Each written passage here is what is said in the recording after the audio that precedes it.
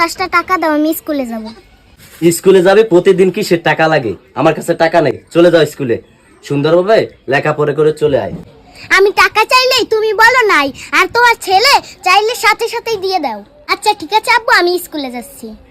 আমি একটা জিনিসই খেয়াল করছি, ভালো মতো লেখাপড়া করিস, টাকা টাকা একটু কম করিস, টাকা নাই এটা বুঝতে হবে, ঠিক আছে? যাও।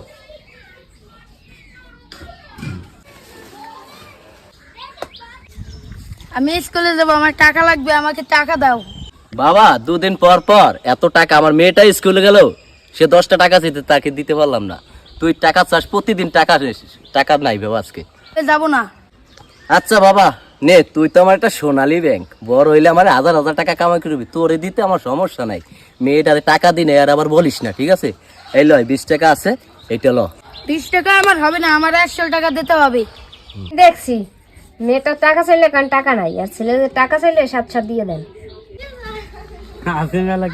মেয়েটাকে টাকা চাইলেই, মেয়ে মানুষ, ও টাকা দিয়ে কি করবে? আর এটা আমার ছেলে, ও ছেলে না, ও হলো আমার একটা সোনালী ব্যাংক।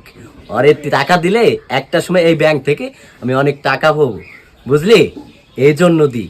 আর ও আমার কথা শুনবে, আর সব সময় আমাকে টাকা ইনকাম করে আমাকে দেবে। আর মেয়ে তো পরের বাড়ি চলে যাবে, বুঝলি? এই কারণে আমি ছেলেটাকে টাকা একটু বেশি দিই, আর জন্য নেক্সট টাইমে এটা তো না শুনি। আজকে ভিডিওটা কন্টিনিউ করলাম আমাদের পারিবারিক, এই আমাদের ছেলে সন্তান নিয়ে। আমরা কিন্তু এভাবে মা এবং বাবা ভেদাভেদ করি, যে একটা সন্তানকে আমরা ভালোবাসি আর একটা সন্তানকে আমরা প্রশ্রয় দিয়ে, বিশেষ করে ছেলে সন্তানকে আমরা বেশি প্রশ্রয় দিই। সে একটা সময় ইনকাম করবে, আর এই টাকা নিতে নিতে এই ছেলে সন্তান কিন্তু একটা সময় নষ্টের পথে চলে যায়। আর একটা মেয়ে, তার কথা সবসময় ভাববেন, সে কিন্তু পরের বাড়ি চলে যাবে একটা সময়, আর তাকে ছোট থেকে যত্ন করবেন, আগলাই রাখতে হবে আমাদের। এভাবে আমরা দুজনে দুই নজরে দেখলে ছেলে সন্তান কিন্তু একটা সময় আমাদের কাছ থেকে দুই পাতা হাঁটতে শুরু করবে। এটা সবাই মাথায় রাখবেন, একটা শিক্ষণীয় ভিডিও। ভালো লাগলে লাইক, কমেন্ট, শেয়ার করে দিন।